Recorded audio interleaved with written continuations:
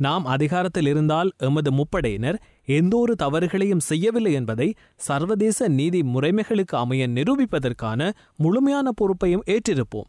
யுத்தத்தின் இறுதி காலகட்டத்தில் முப்படையினர் மேற்கொண்ட அனைத்து நடவடிக்கைகளும் சர்வதேச நீதி முறைமைகளுக்கு உட்பட்டதாகவே அமைந்திருந்தன.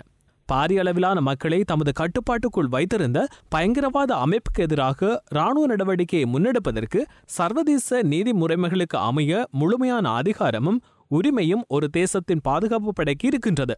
ஆனால் தற்போதைய மைத்திரி ரணில் அரசாங்கம் படையினரை பாதுகாக்க வேண்டிய கடமையை நிறைவேற்ற தவறியுள்ளது.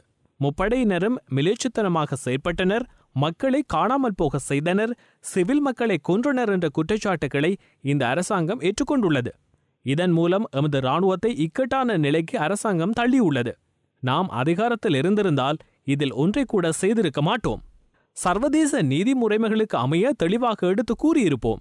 எமது இராணுவத்தினருக்கு எதிராக யுத்த குற்றச்சாட்டுக்களை சுமத்துவதற்கு எந்த ஒரு அடிப்படையும் இல்லை.